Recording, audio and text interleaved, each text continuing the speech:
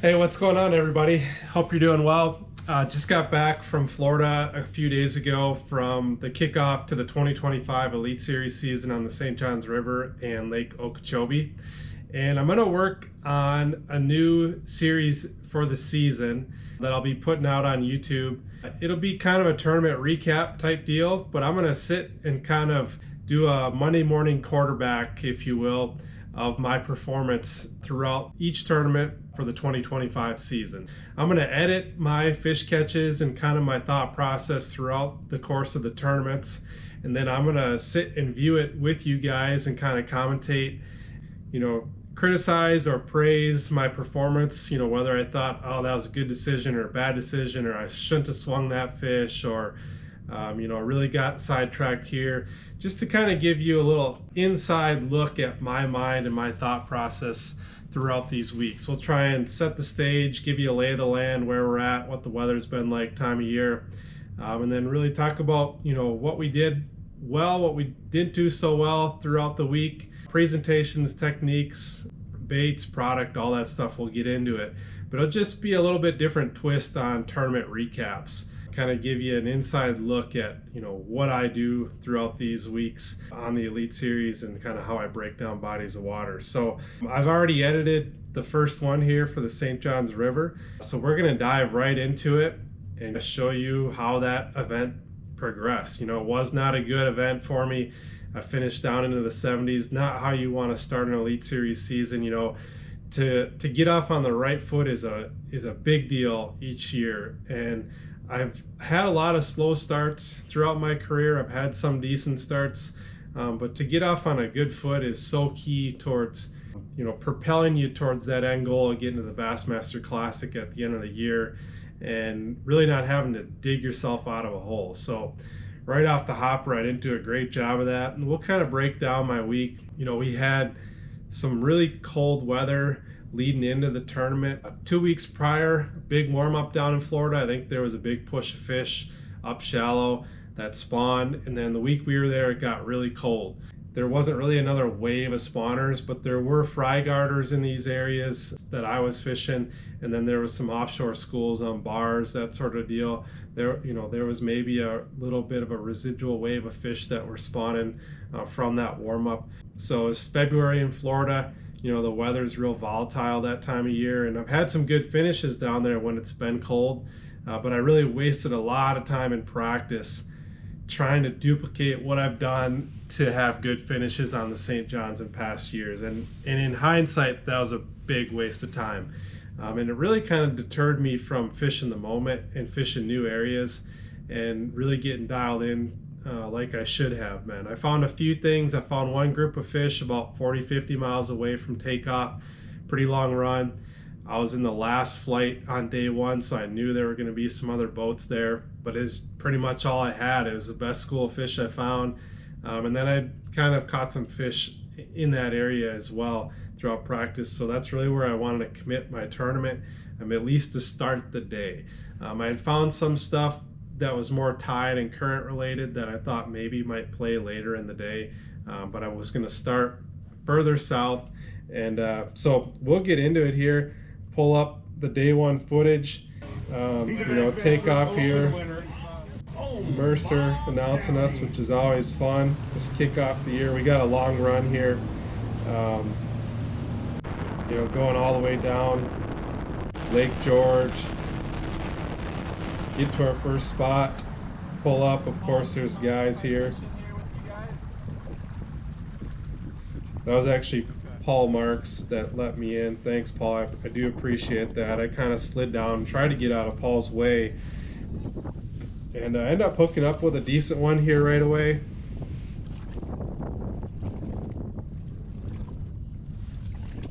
Swung it in on spinning rod, bumped the gunnel. Probably shouldn't have done that. Actually ended up being my best fish of really the whole tournament, unfortunately. It's like a 3 1/4. That one came on a drop shot, and I pick up a Maverick here, a jerkbait, just to try and trigger some bites out of this school. I do end up getting one to go, but everything else out of this school came on a drop shot. That's really the only way I could get them to bite in practice. For whatever reason, they were kind of lethargic and just dragging something real slow on bottom. It was a 1/4 ounce VMC drop shot weight with a number 1 VMC finesse Nico, and then just a straight tail finesse worm was the program here. And he got my day started. You know, got a limit in the boat within about, I don't know, 30-40 minutes. This one was halfway decent, and then that 3-pounder, but it wasn't, you know, anything crazy. But if you can get a limit in the boat in tough conditions and then build on it the rest of the day was kind of my goal. So I left that area and I went to swim and jig through these pads that was just around the corner. You know, I caught a 7-pounder in practice on a swim jig in these pads, so I had to give them a quick run. But you can see the wind was blowing in here pretty good. I got my winter Sims gear on, which is not always the best sign in Florida to start a tournament day, and it just wasn't setting up right. So we fished it quick, got out of there, and my plan then was to kind of run canals down in the Astor area the rest of the day. You know, that school of fish kind of put me down into that area, so I figured I'd slow down. And sure enough, going to the first canal and I actually see one locked on a bed here. Wasn't ready to go, but it was a quality fish, and I figured if I gave it some time to rest, I might be able to come back and get it. Here I actually do see one on a bed, small one. I didn't practice in these canals. I'd fished them a lot in the past, in past years, and just figured I'd run them in the tournament. I know there's always fish in them. Kind of set up on this bed fish here. Got the push pole out, make sure we don't blow out the bed and make it all muddy in there. This wasn't a big fish, you know, it was 1.5 pounds, but one that got rid of those 12 inchers, you know, that we had caught out of that first school. Here you got to verify it with your marshal, make sure it's in the mouth. It was close, but it's in the mouth. Going in. Yeah. Okay. it was in the mouth there. I said 1.5 pounds, nothing too big. Now we go back to that other fish that I actually saw on our way in there. Just skipping a Crush City pig stick weightless.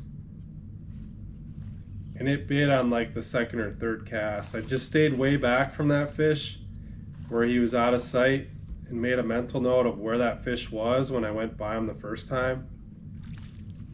And he's pretty willing to bite. So once again, verify with the marshal. Try not to tamper with that hook while you're walking to the back of the boat. Right on the inside. That's the inside right there. Yeah. Dude, that was just close too. Yeah. It's like right on Yeah, the it's, inside of that's there. in there. Okay. That's where it hooked. It penetrated inside. I saw it and it didn't move at all. Then I've seen it. Yeah, I was talking about I could see it swirling as I was fishing for that other one. That's always a key deal to keep an eye on with bedding fish. When you can't see them, keep your eyes open for swirling activity. Here I come across another nice one just down the way from where those other two were. It was about a 4-pound fish. It acted locked on, but it was not aggressive at all. I couldn't get it to spin on my bait, nose down on my bait. I fished for it for quite a while with no luck, and ended up moving on because I felt like I was wasting my time on it. And fished a few more canals here before going back north. Saw some fish on bed, but they're super skittish. And then I finally make my way all the way back up. I caught some quality fish on a trap on some current breaks in practice. And you know, I went back there on day 1 in the afternoon because that's based on the tide charts. It looked like the tide was going to be coming out, and so that's when I wanted to be there. And ended up the tide was funky. I don't know if the wind was blowing the wrong way such that the tide wasn't sucking out as heavy as it was in practice, but those current seams were like non-existent compared to practice. So it's always, tides are always funky that way. I've been burned by that in the past on the St. John's. I've also had really good days on the St. John's because of the tide. So Tidal water is real funky that way. It can be really good one day, and the next day the wind does something weird and it blows it a different way, and it just doesn't set up the same way. So anyways, we keep fishing around the corner here, and I finally get a good bite.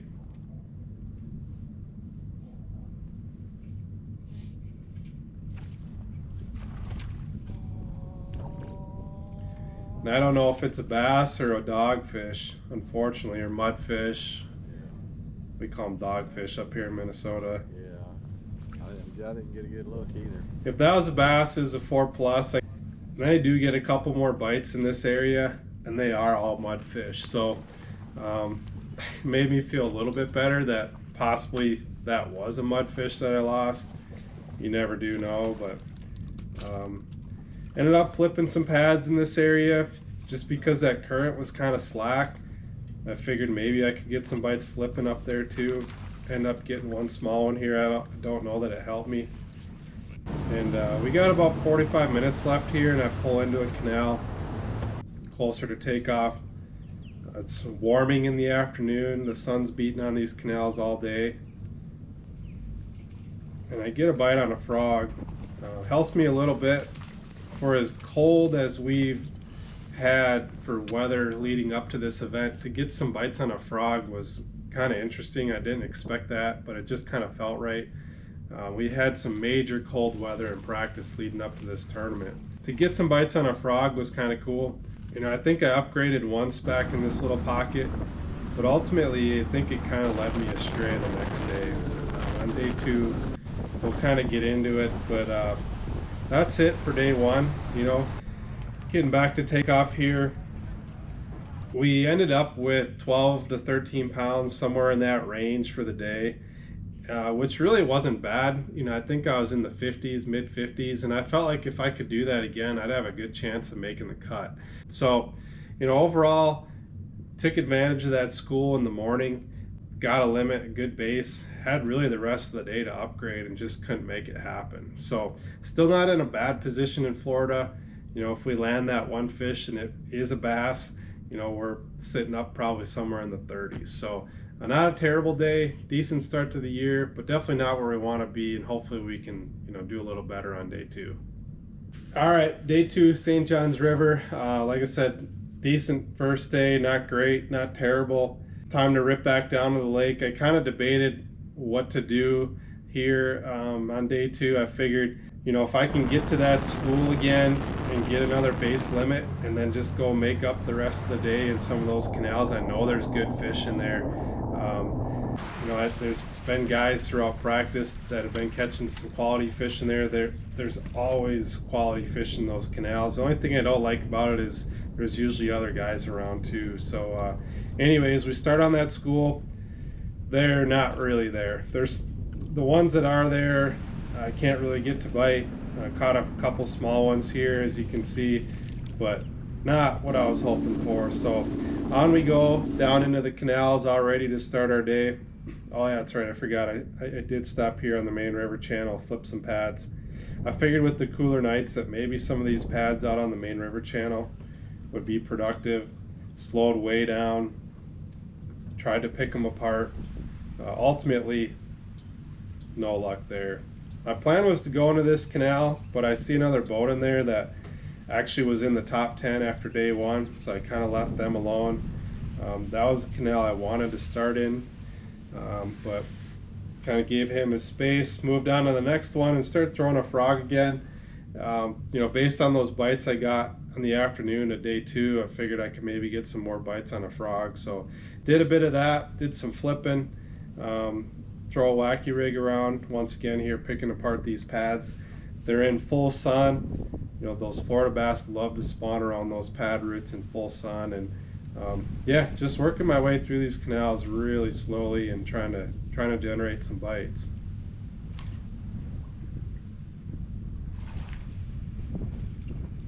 Finally do get a bite here. I think that was my 3rd keeper of the day. So we keep flipping around. It's good to be getting a bite. You know, in Florida, if you get one bite, usually there's another one not far away, and that's kind of what happened here around the corner. tiny one though, small male, but it was keeper number 4, and it kind of kept me sucked into these canals, which, you know, there's some checks, some top 10s came out of those canals, but they're not doing what I was doing. Now this is kind of interesting. So me idling from one to the next, there on the left hand side is about a 30-pound bag sitting there, unbeknownst to me. But one of the guys that finished in the top 5 in the tournament ended up catching a 30-pound bag right along that wall. So close yet so far. Back into another canal here, got another frog bite, so that's number 4. Feeling all right about being able to put a limit together, and you know, just need to generate, felt like 2 big bites really the rest of the day. I'd maybe have a shot at the cut.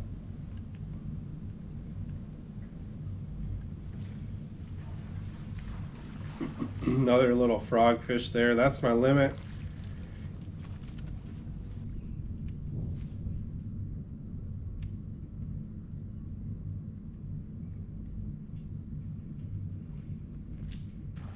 Got another one on the frog here, a little bit of a helper, but not much. But those frog bites definitely kept me interested in that deal, but ultimately I felt like I wasn't getting the quality I needed. There's old 30-pound spot again, driving right past it.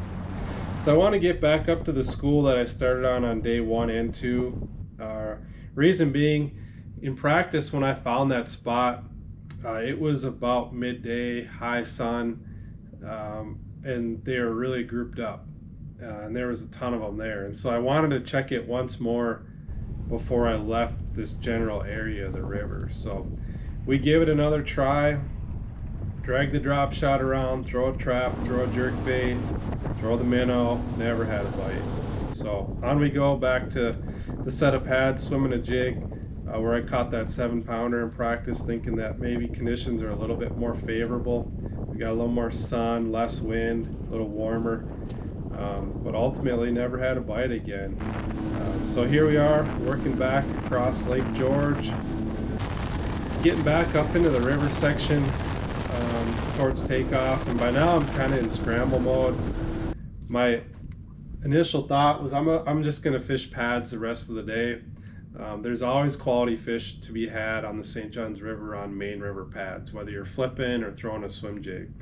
And I've had success in the past throwing a swim jig, and I really tried to make that work here in the afternoon on day 2 to generate a couple big bites. This particular stretch that I'm fishing right here, I caught a 7-pounder there the last time we visited the St. Johns, as well as several other quality fish. And so I knew it was a good stretch historically, but once again never generated a bite.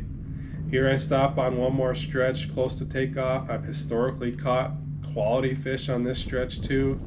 I think I switched over to a chatterbait, never had a bite. So now we're in scramble mode. You know, we're gonna try and hit 1 or 2 more spots before we gotta check in. Trolling motor is going up and down a lot right now, which generally is not a good thing in Florida.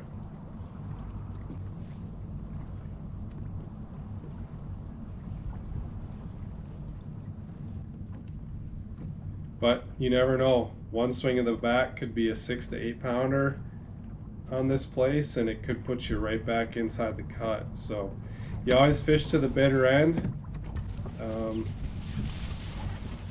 Clearly it didn't work out here this week. See the other guys buzzing back. We got to get back to takeoff, get checked in, and that was our day 2. It was pretty uneventful. As you can see on my face here, we're about done with this camera. So that's a wrap on the St. Johns River. You know, it, in my opinion, is kind of a bomb. You know, it wasn't a 90th place, 100th place finish, but you know, low 70s, not great start to the season. I've had a lot of good finishes on the St. Johns River. I've had a lot of bad ones too. I think I've been there 5 times. I've had a couple top 15s, almost won there one time, but I've had some really bad stinker ones too, and that's kind of what this one amounted to. I was really disappointed to not get on more of a swim jig bite. I got a couple bites in practice doing it, and I tried it enough in the tournament to the point where I felt like I should have been able to get some more bites doing it, but I clearly wasn't dialed into the right areas. And maybe even not the right color swim jig. I was throwing white a lot, which historically that's what I've liked to throw on that place. But maybe I needed to experiment in different areas and with some different colors too. That school of fish I found way south was really the best thing I found in practice, and it kind of got me sucked into that area of the river, which is a great area, but I wasn't dialed into what was going on in those canals. Those fry garters that those guys were catching with jerk baits or wacky rigs, Nikos, I wasn't dialed into that deal. I kind of had some knowledge that that was going on due to some conversations with some other anglers on the Elite Series. Pat and I shared some information. He was kind of dialed into that deal, but I wasn't. And I wasn't about to go try and kind of impede on that pattern. I knew Pat was kind of in that area as well as some other guys. So I kind of wanted to find my own deal, and it just didn't work out. And if we go back, I think one thing that I can take from this event is to try and fish new water that I've never seen before, which can be super difficult when you've been to a place now 5 times. It's like, what else new is there to look at? But that place is so big in terms of like the pad fields on the main river, it's endless. So I think if we go back, I need to spend a little more time doing that, and maybe some more of the offshore bars too on the main river as well. So learned a lot from it, as we always do with tough finishes. It wasn't a great start to the season.